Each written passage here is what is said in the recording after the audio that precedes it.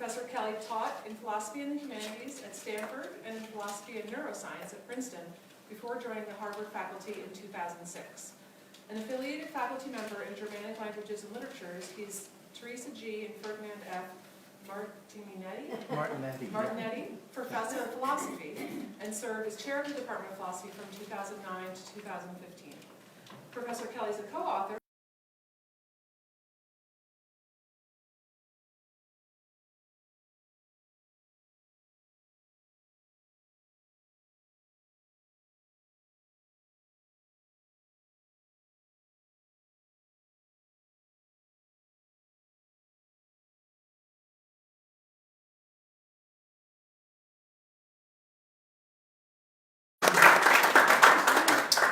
Excellent. Well, thank you so much for inviting.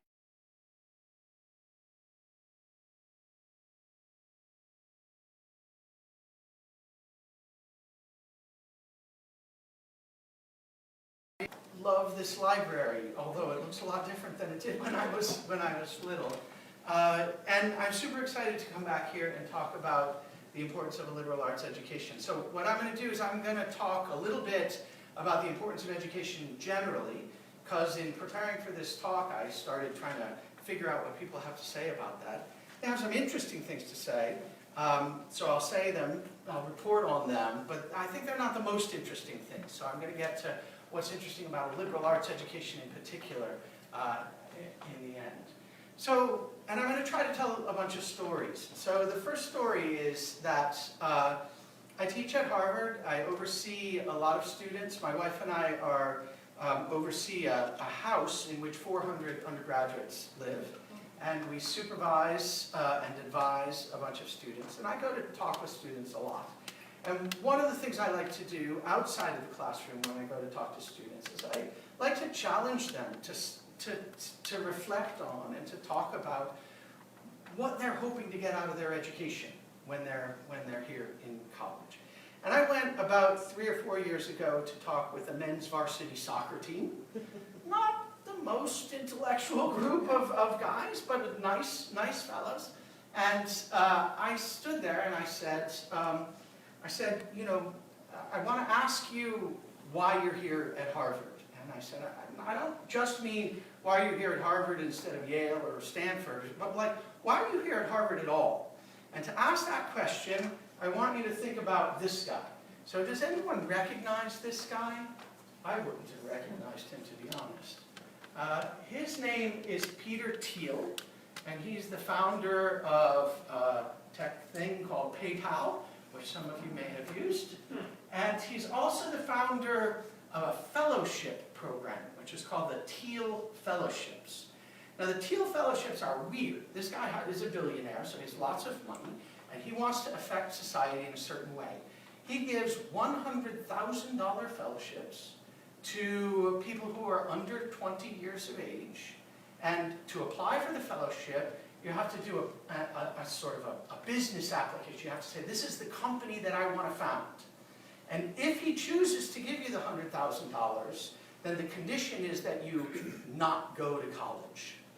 That's it. So the Thiel Fellowship gives $100,000 to young people who want to build new things instead of sitting in a classroom. And so I said to these soccer players, I want you to tell me why you're here instead of the Thiel Fellowship. Why didn't you take one of those? And one of them said, well, I didn't know about that. And I thought, well, that's legitimate. Maybe if you had known about that, you would have tried to do that differently. But let's assume that even if you had known about that, you were going to hope to get something out of your education here. What would it have been? And so I think the Thiel Fellowship is an interesting kind of move in our culture. It's a thing that suggests that in some way or another, getting an education in the way that we understand it is kind of a waste of time. It's really just sitting in a classroom. It doesn't really promote anything. In fact, you should get out of it if you could. And I think this is a strain in the culture, and I think for some people it may be true. For instance, I think for this guy it was true. Mark Twain, to whom it is attributed that he said, "I never let my schooling get in the way of my education." And Mark Twain, of course, left school after 5th grade, and he did pretty well for himself. He did just fine. So I think it's possible that some people can do just fine without an education. I don't want to deny that. And some of the young men and women who have accepted Teal Fellowships have gone on to do amazing things. But overall, I think that in general, education is good for both individuals and for society. And there are standard things that get said about this, so I just want to get some of them on the table. Education is good for individuals because in a sort of variety of measurable ways. It's usually economists who look at these kinds of things. So I'll throw some data up on the board. These are not my results, but here's something that a couple of economists say. They say that an education improves an individual's life, but it may even be more important for the society in which the individuals live. So these authors say the social benefits of a college education, they include reduced lifelong health care costs, reduced criminal activity, greater labor market efficiency, better child rearing. These are all goods for the society. If we had a society of people who had college degrees, there would be reduced lifelong health care costs, reduced criminal activity, and so on. These things would be goods for the society. They'd be goods for the individuals as well, but maybe even more for the society. And another set of economists tried to put a number on this. So I'm not going to read this whole thing, but after a whole bunch of economic and statistical analysis, they said that if you take an average country and you look at an average worker in that country who went to school for 7 years, that person is going to earn 14% more in the year after they leave school than the person who went to school for 6 years and then started working. And then they say, interestingly enough, if you map it out over the life of the person, maybe 20 years later, there's still going to be that 14% differential. Interestingly, though, they said, if you look at the entire workforce, if you had the whole workforce, on average, have 1 extra year of education, then in that first year, as a whole, the workforce would make 8% more. So around the same, maybe a little bit less. But if you look further down the line, it turns out that it will rise as high as 42% more.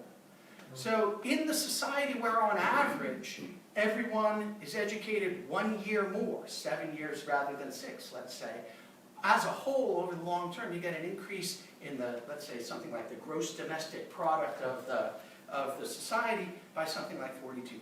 So this is a way of measuring the idea that if you have more people getting more education, it's a good for each of them individually, but it's maybe an even better good for the society as a whole. So I think that's interesting. I just want to show you a couple of graphs that suggest the ways in which increases in education can improve social welfare as a whole. So here's education and crime. This is the number of years of schooling. It's broken down between blacks and whites because their curves tend to look different. It's an interesting question why. But if you have 2 years of schooling, 4 years of schooling, and so on, what's getting measured on this axis is the probability of incarceration. And you can see it goes down and down and down and down. This is these numbers are very tiny, but that's 16 years. That's a college education. If you get a little more, it gets a little worse, so we have to figure out what's going on there. I'm not quite sure what to do with that. But in general, for both faces, the trend is very far down. Okay? So that's a good for society. If people have more education, then they're less likely to commit crimes and go to jail. So if our culture had people who were better educated, we would have lower crime rates. Mark Twain understood this too. Every time you stop a school, you'll have to build a jail. And I think that's probably right. If you have less educated culture, then you have more crime. Education and income. You can see less than a high school diploma up to doctoral degree, Turns out a professional degree is a little bit better, but this is the amount of median usual weekly earnings, and you can see it goes up with the more education. This is the unemployment rate. These are all philosophers. But the unemployment rate goes down as you have more education. The median income goes up as you have more education. So that's good for society. There's more money in the economy, in the culture at large, if more people have higher degrees. Education and voting. This is really interesting. If you have a bachelor's degree, this is where you vote in presidential elections. If you have a high school degree, this is where you vote in presidential elections. If you have a bachelor's degree, this is where you vote in congressional elections, and a high school degree, this is where you vote in congressional elections. So you're more likely to vote if you have a college degree. It's better for the culture if more people vote. Our democracy depends on that. Mortality. You live longer. That's really interesting too. This is the remaining life expectancy after the age of 25 by educational attainment for women and men. So if you have less than a high school degree, on average, women have 50 more years after the age of 25. On average, they'll live to be 75 in America, men 44. But if you get a graduate degree, turns out the graduate degree is more important for the men than the women in life expectancy. Don't know why that is. But in any case, roughly speaking, more education, you're going to live longer. Your healthcare costs are going to go down. That's better for society. So there's all these advantages. There's all these advantages to educating the people in our culture. And so it's a social good if we do that, and if we do that well.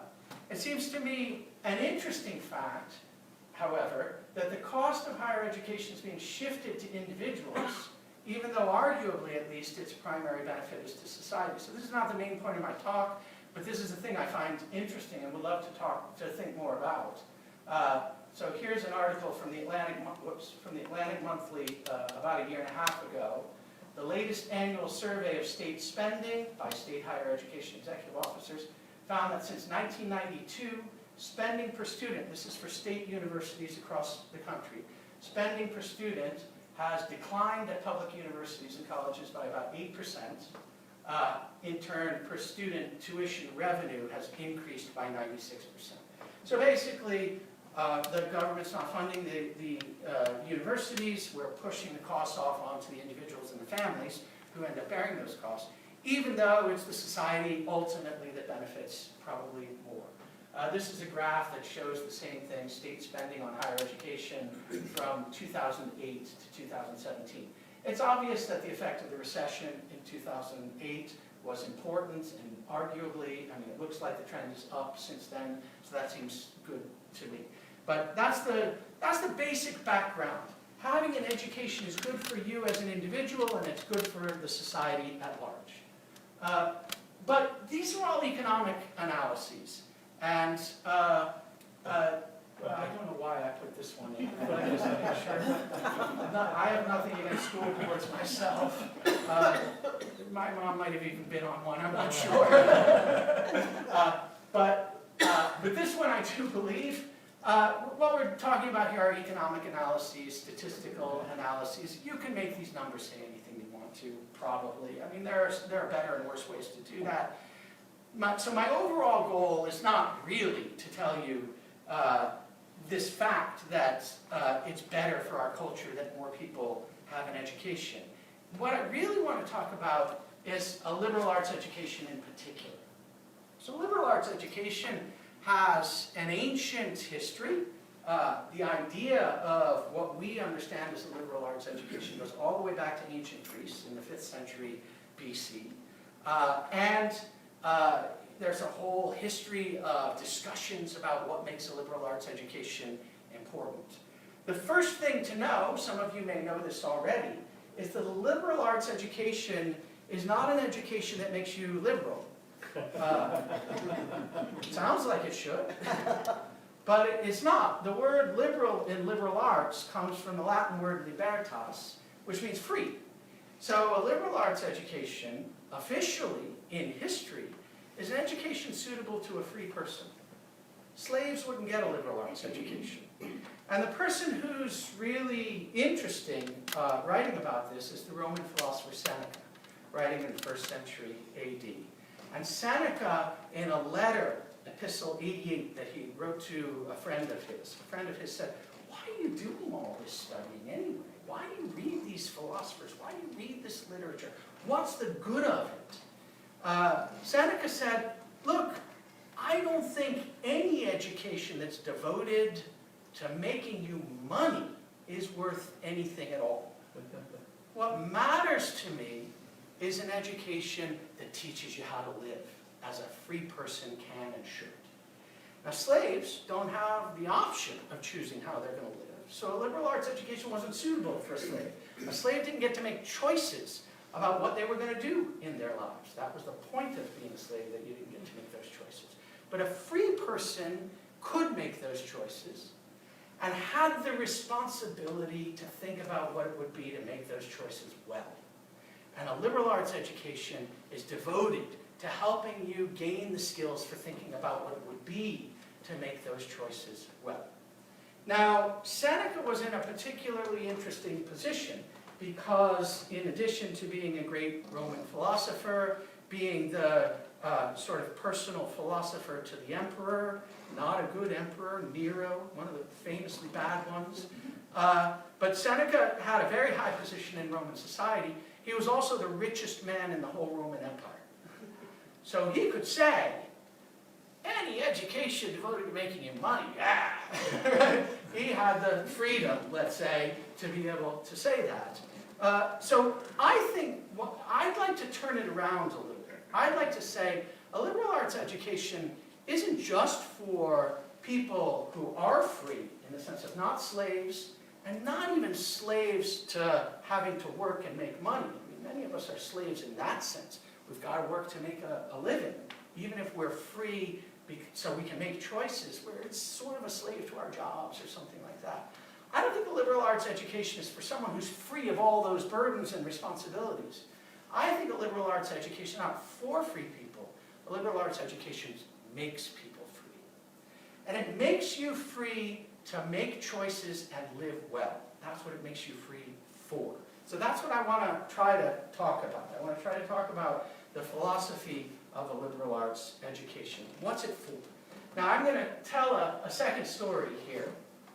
I've been thinking about what the purpose of a liberal arts education is for a pretty long time, and my sort of thinking started to come to a focus when I moved to Harvard in 2006. I got there from Princeton in 2006, and when I arrived, there was this huge debate among the faculty about what the point of the education was that we were offering people. And I was so excited about it. I thought, thank God they're talking about something interesting, because that seems to be really important.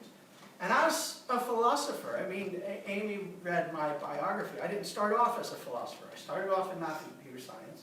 I went to graduate school in Berkeley, in the Bay Area, in the late 80s and early 90s, when anyone who understood anything about math and computer science could become a millionaire instantly. I chose not to do that. My parents, I think, wondered to some degree, but to their credit, they didn't push me on it. I decided I wanted to become a philosopher because I thought that that's where interesting thinking was going on. I thought that's where people who were doing interesting stuff were, and I wanted to talk with those people. And when I got to Harvard, one of the focuses of the conversation about what a liberal arts education is was motivated by the fact that in the humanities, which is the traditional center of the liberal arts education, enrollments were on the decline. Enrollments in the humanities have been on the decline in general in the United States over the last 50 years, certainly since the 1960s. And as chair of the department, I had access to a whole bunch of numbers about enrollments and majors, we call them concentrations, people who major in philosophy at Harvard since 1952. And I looked at the numbers, and our numbers were in decline. In 2010, we had fewer than 10 seniors graduating with a concentration with a major in philosophy out of a class of 1,650. That's pretty tiny. And So we were motivated to ask the question partly because we felt like our jobs were on the line. I mean, you know, the dean's looking at enrollment statistics. You're going to get to hire colleagues and you're going to get to keep your own job if and only if you're serving some students. So we asked ourselves, what are we doing? Why is it that what we're doing, which ought to be so exciting to these 18, 19, 20, 21-year-old students, we're asking questions like, how do I live my life? How do I make a success out of it? How do I make it significant and worthwhile? How do I make difficult choices? Surely these students are facing those questions. What are we doing to lose them? And so we thought a lot about that. We reconstructed our curriculum, and I got very involved in questions about the general education program at Harvard, which is another center of what makes the curriculum a liberal arts curriculum. And in 2011, I went to China. And China, well, it's a long way away, first of all. It took me forever to get there. I gave about something like 8 talks in 10 days. I was exhausted the entire time. But one of the talks that I gave, they said, we know you've been interested in the liberal arts education. We don't have that here. So maybe you could come and tell us something about what a liberal arts education is. I said, oh, that'll be fun. That'll be interesting. And I said, what do you mean you don't have it here? And they said, well, we don't have anything like a general education. We just have local technical education. So the state decides what your competencies are and determines that the best contribution you can make to the society is as a doctor or a teacher or a librarian or an economist or whatever, and then they educate you to be that person. And that's what a college education is. You're learning your profession. And I thought, oh, that's weird. That's like MIT or something. It's very strange what they do over there. So I went, and I thought I'm gonna talk with them about this. And so I went, and you know, most of the talks that I gave when I was in China, they had audiences about like this. You know, I was happy to talk with them. It was very exciting. But and I was talking with a lot of faculty members, and they said, now we're going to take you to give your talk on the liberal arts education. And I said, that's great. You know, you can just drop me off. Oh no, we've rented a bus. We're all going. So there were 50 of us in the bus to go to my talk. And I didn't understand. I honestly didn't understand what was happening. And we got to the place where it was happening, and we walked in, and I walked in this side door and looked up, and there were 1,500 people in an auditorium because the students wanted to know what a liberal arts education is. So, because they didn't have it, and they knew they were missing something. And so I got there, I was a little bit worried. They had told me that all the students would speak English, which wasn't quite true, it turns out. I'll tell you how I discovered that. But I had prepared a talk, and at the core of the talk is a story that I'll tell you now. And it was appropriate then because it was about my wife's grandmother. My wife's grandmother was born in China. My wife's grandparents were both born in China. And they're Chinese. And my wife's grandmother, who passed away 2 or 3 years ago, was an amazing woman. And she grew up in a family of people who've been scholars for generations. One of her brothers, it's claimed, although I can't verify it, was one of the tutors to the last emperor. So a family that really valued education. And I used to love talking with women. I would about her education as a child. Now she grew up in the 20s in China, and girls were educated differently from boys. The boys were sent off to schools. The girls were educated by their mothers, but they were educated in a very serious way. And so I would ask them, I would say, what did you do when you were 10 years old with your mother to get educated? She said, here's what we did. It was very serious. It was taken extremely seriously. We learned classical Chinese, which is to modern Chinese like Old English is to modern English. It's like a different language, basically. We learned classical Chinese. We learned to speak it. We learned to read it. We learned to write it. And then we read systematically the entire corpus of classical Chinese literature, poetry, and philosophy. And not just read it, memorized it. So I said, what are you talking about? What does that even mean? she said, here's what we did. My mother would give us 100 lines of classical Chinese poetry when I was 10, and I would go off and study it all afternoon, and the next morning I would have to come back and recite it to her flawlessly. And if I didn't, I had to go back and do it again. And in this way, it turns out, she memorized huge, vast regions of the corpus of classical Chinese philosophy, literature, and poetry. And I said, Lynn, that must have been amazing. That must have been an incredible experience. What was that like for you? She said, it was horrible. She said, it was very, very hard. I mean, I still remember how hard it was. I said, but what did your mother tell you? Like, how did she motivate you? What did she tell you it was for? And she said, well, she did tell me an interesting story. She told me this. She said, look, these lines of poetry, they don't mean anything to you right now, because you're 10 years old. You haven't lived a life. But here's what's going to happen if you memorize them. At some point in the future, an event will occur, and a line of poetry will come unbidden into your head. It'll come as if by magic. And the event will make sense in terms of the line of poetry, and the line of poetry will make sense in terms of the event. And in that way, the significance and meaning of your life will gain its worth by virtue of the fact that you've situated yourself in the history of the great culture that you're a part of. And I was moved to tears. I was just completely moved to tears because much as I loved my 7th and 8th grade English class at John Reed Middle School, we did not memorize poetry. We memorized the list of adverbs and the list of prepositions, aboard, about, above, across, after, and they never come to mind except in circumstances like this where they don't mean anything. So it was fascinating to me that there was this whole way of thinking about what an education was for, giving significance and worth to your life, which is what I think a liberal arts education is for. And so I asked Lynn, I said, it's an amazing story. I said, did it happen that way? You know, and at this point she was my mother's age, 80 or something. Did it happen this way? And she thought about it for a very long time.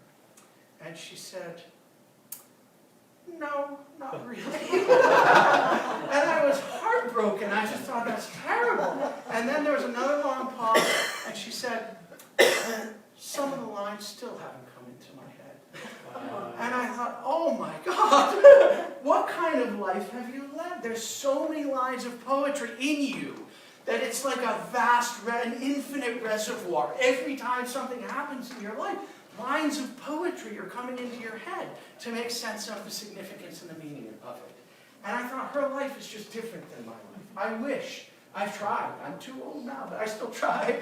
I wish I'd memorized more Shakespeare poetry. I wish I'd memorized more literature and so on. And so I told this story to this group of 1,500 college students in China. And it was amazing, the reception. There was an enormous amount of excitement and a kind of, I don't know, discomfort in the room, honestly. And I couldn't read it. I didn't understand it at all. So I started taking questions, and one student asked a question, and it was clear that he was starting to ask something like, how come we don't have this? This is what our culture used to be, and now look what it is. I'm studying to be a bookbinder, and although that's interesting, it's not giving value to my life in the way that I want it to. But he couldn't quite get it out in English. And he started to get it out further and further. It started to descend into Mandarin, and I couldn't understand a word he was saying.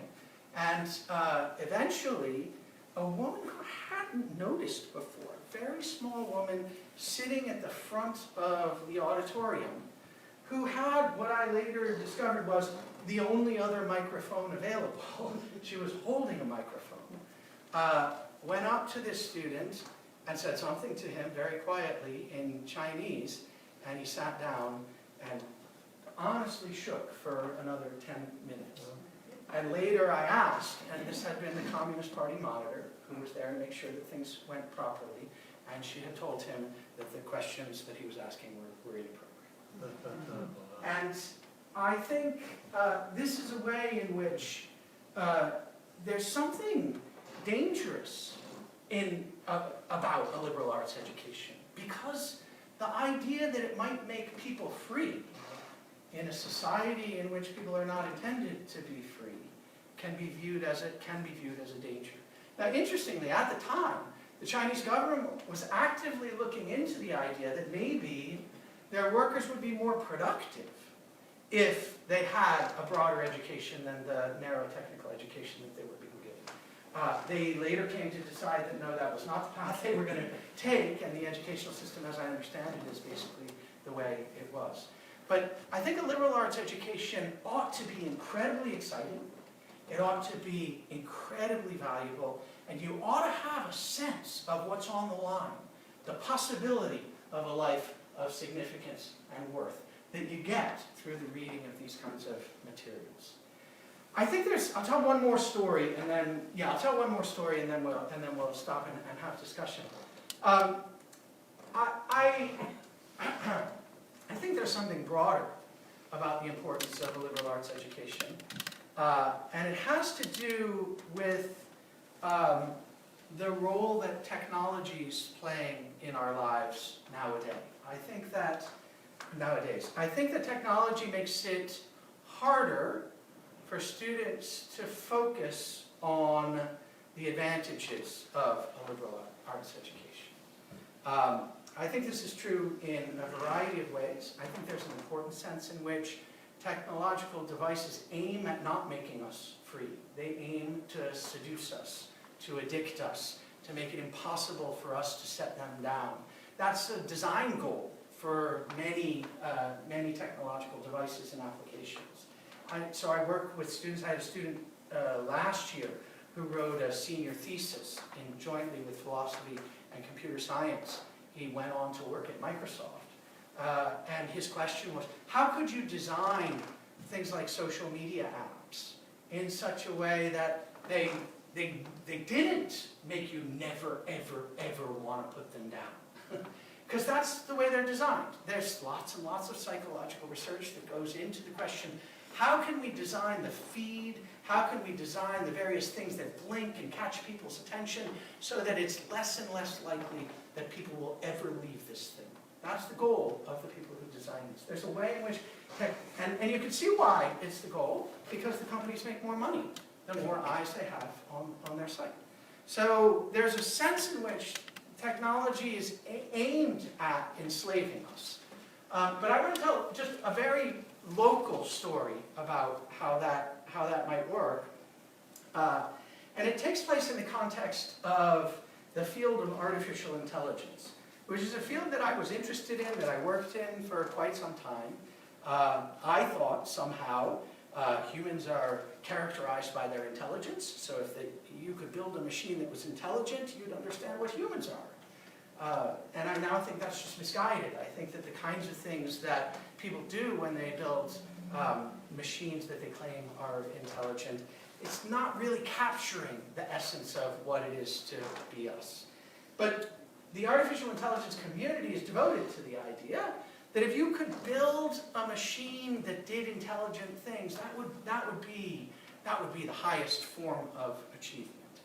And they have going back to the 1940s, they have a test that's supposed to determine whether the machine that you've built is really intelligent or not. And the test was devised by a famous English mathematician and philosopher named Alan Turing. It's called the Turing Test. Maybe some of you know about it. And it goes roughly like this. The Turing Test, it involves 3 rooms. So you've got one room here where a judge is sitting, a person. You've got one room here where a human contestant is sitting. And you've got one room here where your artificial intelligence machine is sitting.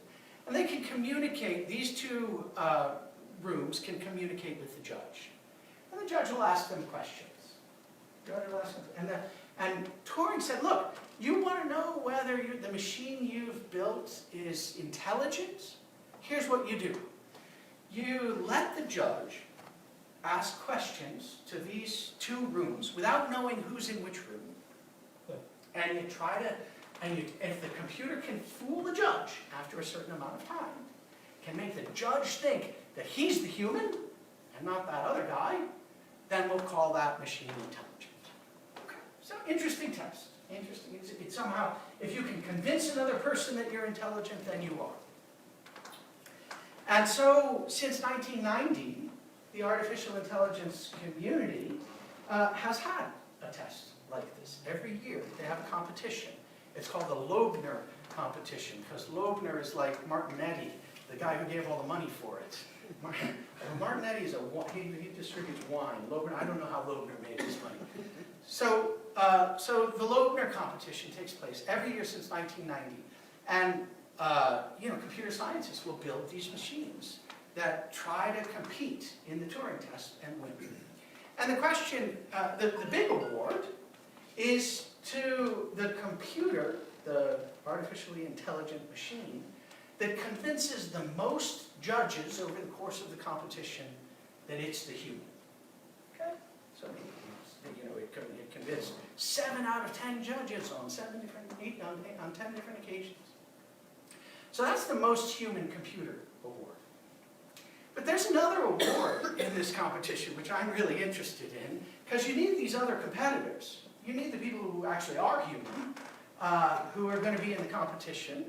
And so there's an analogous award, and that's the award to the human being who convinces the most judges that he's the human being. And that's called the most human award.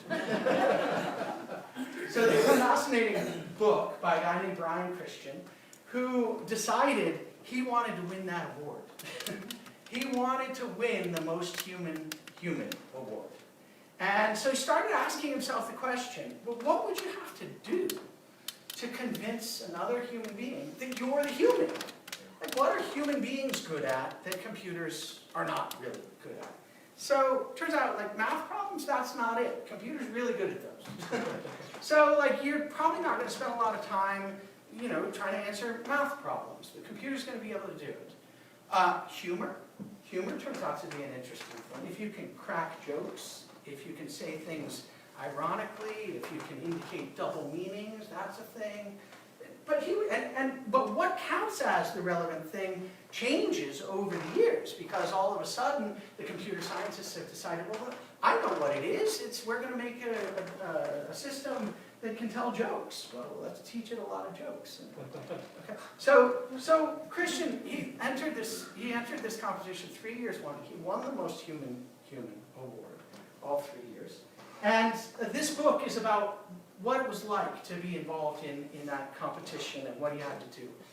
And he tells a really interesting story. He says, look, it is true that over the years since 1990, computers have gotten better at this competition.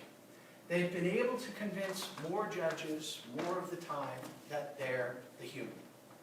And that's kind of depressing in a way. It feels like it cuts at the core of our humanity. It feels like it cuts at the core of what the liberal arts education is supposed to be promoting in us. But Christian makes this interesting point. He says, look, there's 2 possible reasons for this. One is that the computers are becoming more human. But the other is that the humans are becoming more like computers.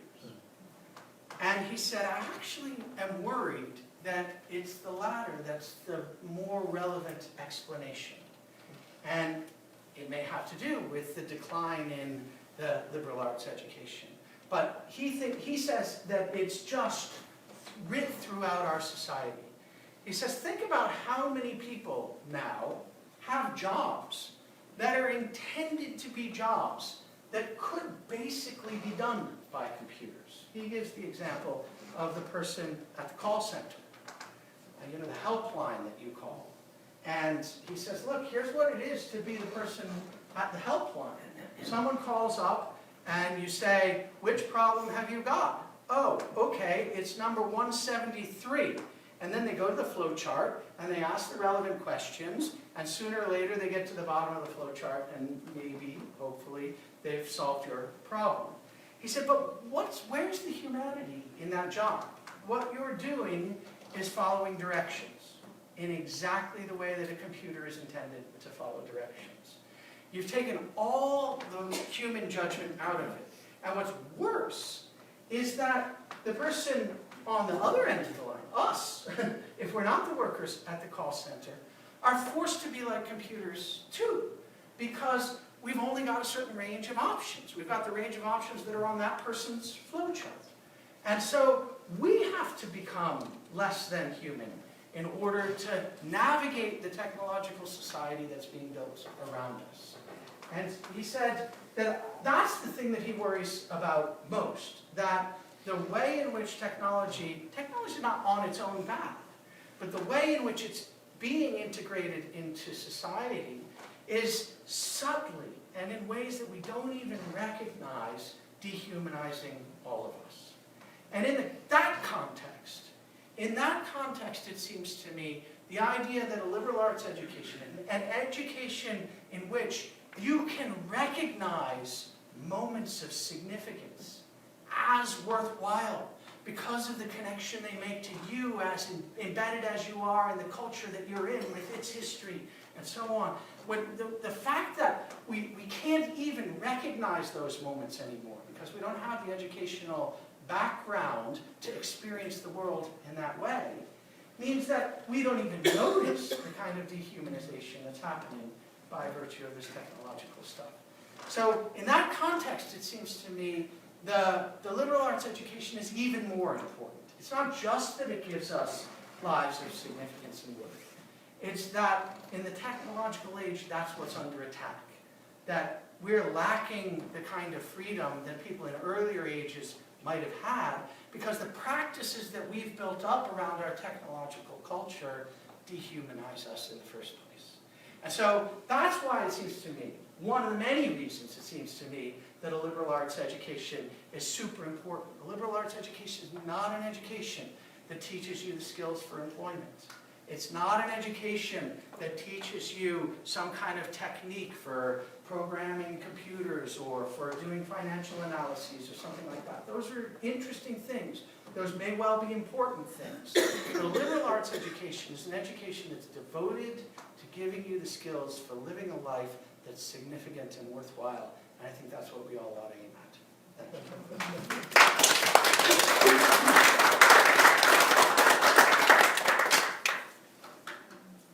So we have time for questions, Yes, is that right? please. Yeah, okay, so, questions or comments, or, yeah, go ahead. For those of us who have spent hundreds of thousands of dollars on education,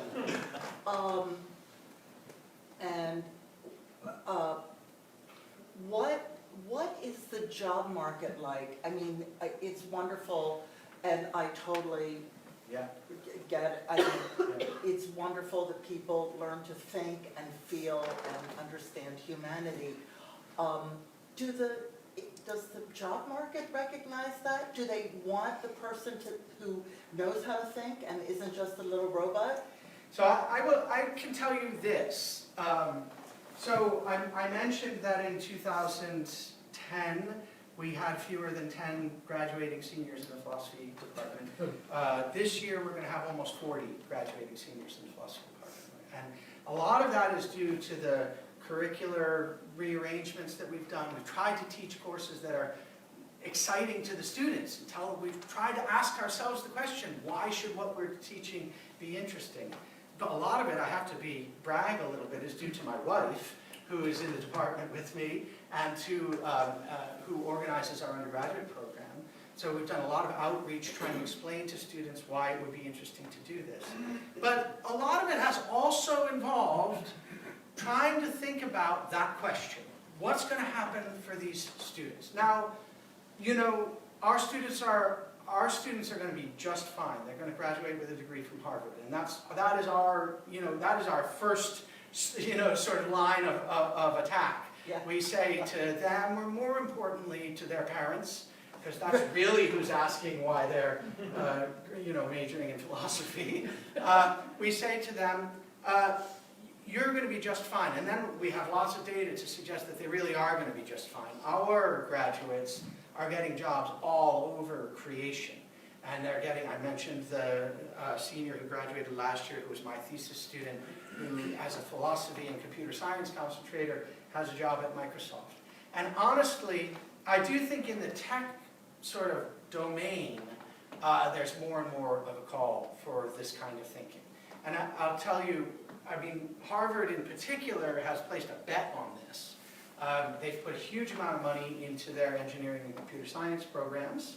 And, many of us in the humanities wonder, we think there's a pretty good tech school down the road. Why compete with them? But the view is that Harvard is a liberal arts institution, and doing technology stuff in that context is different. And so they have a motto. They say over here in engineering, we don't just ask, can we build it? We ask, should we build it? Which is a reasonable question.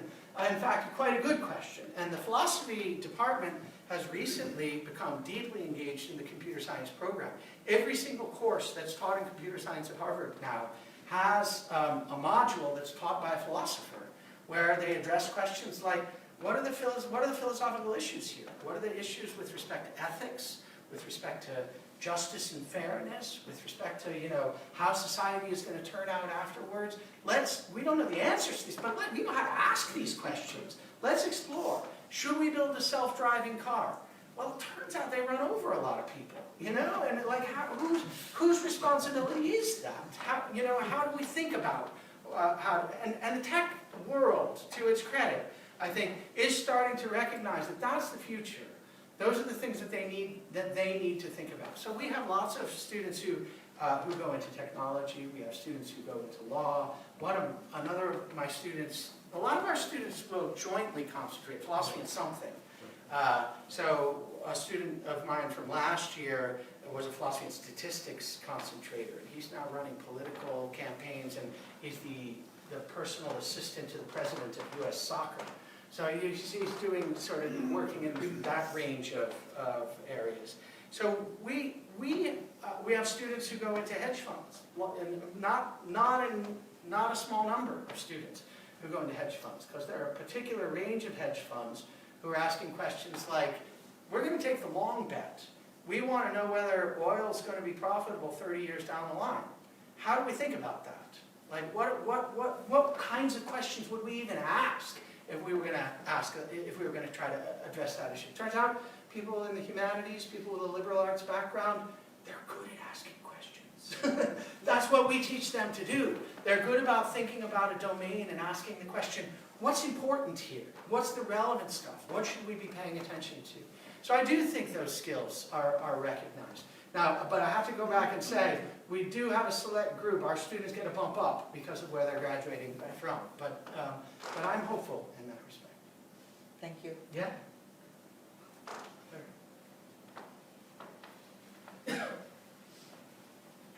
Yeah. Sean, how do we work out the competing narratives? That is, the question that was just asked is a narrative that is, with all due respect, almost contrary to the most human. Yeah. So how do we work? And I've got some references I'm going to throw out really quickly. A colleague of yours in the psychology department, by the name of, he did a book on multiple intelligence and so forth. And he and a colleague from MIT, David Perkins, were tapped by Goodman to start Project Zero. Yeah. And the first essay I read in that regard said something happens in second or third grade that causes a collapse of the kind of quest that would open up the most human of humans. And you probably are familiar with Matthew Lipman, excuse me, Philosophy for Children. Yeah. And he started that program, and for first graders and second graders and third graders to ask the huge questions that the Greeks were pondering. And these little 6 and 7-year-olds were really engaged in that. And it almost fits into what your wife's grandmother was talking about. Yeah. Then the visitation happens as one is moving through the lines and going up through the educational process. Yeah. How do we encourage that? My third reference is Jerome Bruner saying that laments in his book Acts of Meaning that we move towards a computational metaphor for measuring education, Yeah. because we're in the information age, not the knowledge age. Yeah. And so teachers, administrators, school boards, et cetera, look at test scores, and that's how you evaluate the educational system, because we want to make sure my child will get a job. Yeah. So, okay, so a huge range of questions, and I can't answer them all. I will say, you know as a teacher, as a great teacher, I know as a teacher, that there's something special about a classroom. And I think that can't be replaced without loss by, let's say, distance learning kinds of media, or sort of ways of teaching that take the teacher away from the student. It seems to me the physical presence of teacher to student is I just don't think you can get rid of it. And I don't know if the culture will recognize that. There's a lot of there's a lot of money in technology to be made, sort of pushing against that idea. But it seems to me that that's ground zero. So I hope we will preserve teachers. But I think, let me just say something about the Philosophy for Kids, because I actually myself ran a program in the Boston area, Philosophy for Kids program, when our now 15-year-old was 6, 5 and 6, 6, 7 and 8. And first grade, second grade, and third grade. And it's true, children are natural deep thinkers. They ask any question, they ask questions that you didn't even realize were questions, because you're so closed off from it at this point in your life. And it was exhilarating. It was really exciting. I managed to get into a range of schools. It's hard because teachers, have a limited amount of time, and you've got to take classroom time away from something in order to do it. But I was fortunate to work with a bunch of really great teachers who really loved it. And one of them, who was the first grade teacher of our then 6-year-old, was fascinating. Our older son then and our younger son now was at a French school. So now, you could do it at a French school. You both could and couldn't do it at a French school. The French sort of deeply admire philosophy. They think of themselves as the people who are the natural philosophers. And in fact, philosophy is taught in public schools in France, in the high school. And there was at the time, and still is now, a movement in France to introduce philosophy into the classroom, starting at the age of 3. So you could do it, but Julien, who was an amazing teacher in many ways in first grade, said this amazing thing. So we would run the programs this way. They were always organized around stories, children's stories. If you look at children's literature, much of it has these deep questions. I don't know how many of you remember the Frog and Toad stories. Does anyone remember Frog and Toad? Incredible! It's like they're going through all the dialogues of Plato. I mean, it's what is courage? What is fairness? And so we would read a story, and then we would get the students to ask questions about what was going on in the story. And I remember one of them that was incredibly successful was a story called Let's Make Rabbits, not a Frog and Toad story. And it's a story, the kid starts by drawing a rabbit, and then as you turn the pages, there's more and more detail, and the rabbit seems to appear more and more real. And then on the last page, the rabbit actually becomes real and jumps off the page. And it's amazing they could draw the real rabbit jumping off the page, but you looked at it, you're like, oh, I see what's happening. And so the question was, well, what is it for something to be real? Turns out the 6-year-olds were all over that one. I mean, they had conversations. It could have gone on forever. And our hope in teaching philosophy to the students were not to tell them that what they were doing was philosophy. Our hope was to give them the skills for talking with one another about a common topic, where to contribute to the conversation was to make a point and to give a reason for it.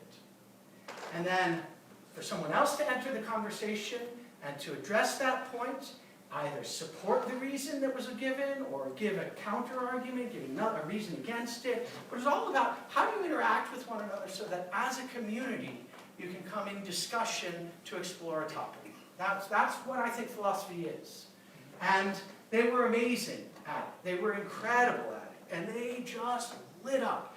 And poor Julien said, at one point I said, Julien, how do you like the Philosophy for Kids program? He said, it's incredible. He said, the problem is they just won't stop. He said, I take them out of there and I want to teach them something and they just keep asking questions. And I thought, oh, poor Julien, he only sort of got it. You know? So I do think that children, now, but I don't, it is true in a way that we get sort of talked out of it after time. That was the point that you made. They start out very open and then we close ourselves off. And that's true to some degree. On the other hand, I think, you know, sometimes learning really is hard work. I mean, I think that, you know, the things that my wife's grandmother did were hard work. That was real hard work.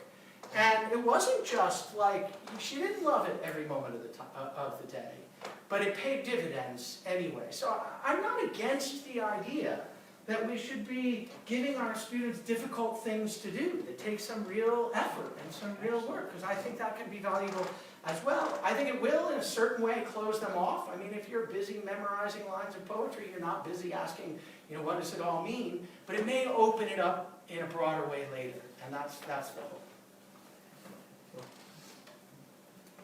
Would you? So I've always thought one of the benefits of a liberal education, a liberal arts education, is the perspective that you have, understanding of your fellow human being, Yeah. the empathy that builds, the understanding, Yeah. and the caring, and society that grows from that.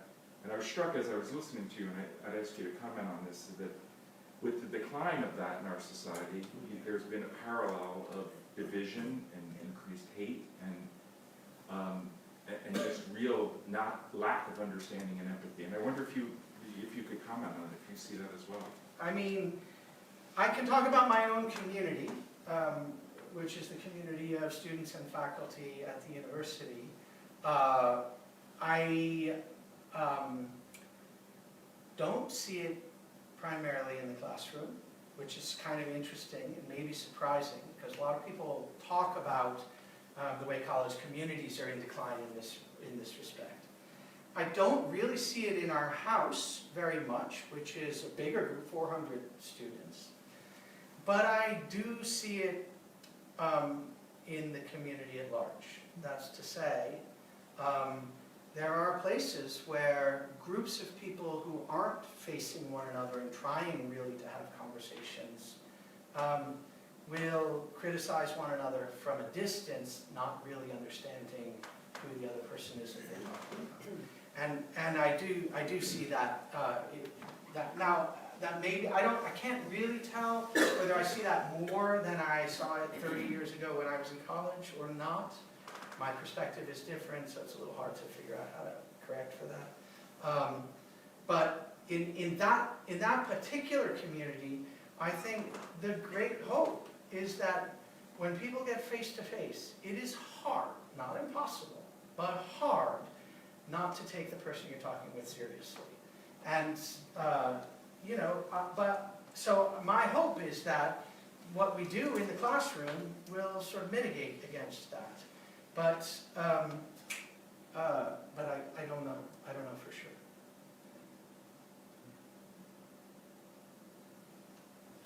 Sean, would you say a few words about your co-author and why he was so impressed? You were so impressed by his method of teaching? I mean, thank you for the opportunity to do that. So I wrote a book that Amy mentioned. We published it in 2011, and I wrote it with the person who might have been my teacher in graduate school, a guy named Bert Dreyfus. He died in 2017, about 2.5 years ago. And he was an amazing teacher, he was a philosopher. He's the great interpreter of a certain tradition in 20th century German philosophy.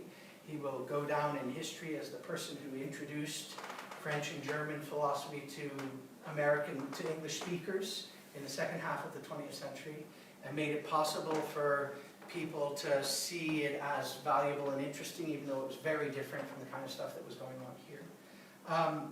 So he's going to be a kind of, in history, a historic figure in that respect. But the way I knew him was as a teacher. And there was something magical about what he was able to do. He was a small man. He was about 5'2" or something. And sort of half the time quite confused and charming in many ways, and had read more than anybody ever knew it was possible to read, and remembered most of it. Like my wife's grandmother, lines of poetry would just pop into his head all the time. But what he was amazing at doing was teaching. And he would sit in a classroom and make these texts come alive. I taught with him texts like Moby Dick, or the Brothers Karamazov, or we taught Kafka's The Castle, we taught Beckett's Endgame. All these sort of 20th century, 19th and 20th century texts that can be quite difficult for an 18 or a 19-year-old really to dig into. You read Beckett, you read Endgame, like literally nothing happens in that whole 2-act play. That's the point of it. And somehow to make it come alive to a classroom of 200 or 300 students was just so overwhelming. And it wasn't just that he had the insight. The thing that was exciting about the way he taught was that he always expected to learn something from the students about what was going on in the text. And he held them to that standard, and that was incredibly exciting for the students. Because he would say, look, you know what, this is the 130th time I've read this text. There's a whole bunch of stuff that I can't see anymore. You're reading it for the first time. You've got the leg up. Furthermore, you're not reading it knowing all this background of what people would see. You just get to read it. Read it, look at it, tell me what you see. Because you can tell me something that I never noticed. And that would happen regularly in the classroom. Some student would say, you know, they're 18, they're terrified, it's 200 people, and they say, I don't know, I mean, I'm not really sure why he used this word here. And Bert would go, oh my God, you're right, what an observation. I never thought about that. And then the whole classroom would just get shivers of excitement because of his enthusiasm for what everyone was learning at the time. And it wasn't a put on, that's the thing. He really was genuinely excited about it, and genuinely excited to learn from the students in talking about it. He once said, he once told me, I think this is amazing. He said, I would never teach a book that I thought I really understood. If I already understand it, why teach it? I have nothing to learn. He said, I only teach the books that I still find confusing, even after all these years. Because those are the books it's worthwhile teaching, because I might learn something from my students about them. That was thrilling to be around, really thrilling to be around. Thank you for the opportunity to say something about it. Thank you so much. Thank you so much. Thank you. Thank you so much. Oh, you're very sweet, thank you. I appreciate it, thank you. Ready to read along. Excellent.